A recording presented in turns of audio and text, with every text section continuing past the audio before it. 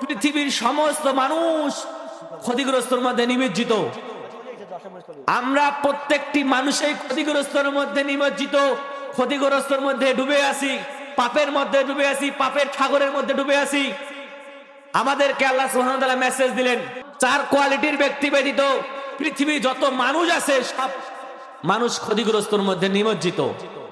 তারা কারা? কারা এই ক্ষতিগ্রস্তর মধ্যে নেই? কারা এই ক্ষতিগ্রস্ত থেকে বিরত রয়েছে? ইল্লাল্লাযীনা আমানু, যারা আল্লাহ সুবহানাহু ওয়া তাআলার প্রতি ঈমান এনেছে, তার রাসূলের প্রতি ঈমান এনেছে, এরা সেই ক্ষতিগ্রস্ত থেকে মুক্ত।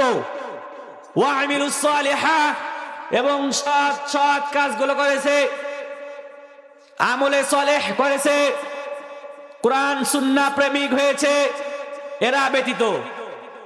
ওয়া তাওয়াসাউ বিল হক, এবং কোরআন সুন্নাহ প্রতিষ্ঠার জন্য, কোরআন সুন্নাহকে বাস্তবায়ন করার জন্য পৃথিবীতে যারা জীবন দিয়েছে, পৃথিবীতে যারা সংগ্রাম করেছে, এরা ব্যতীত।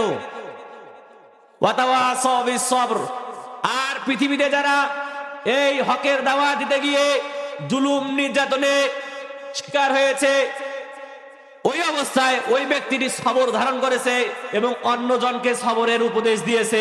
এই 4 কোয়ালিটির মানুষ ব্যতীত পৃথিবীর সমস্ত মানুষ ক্ষতিগ্রস্তর মধ্যে নিমজ্জিত।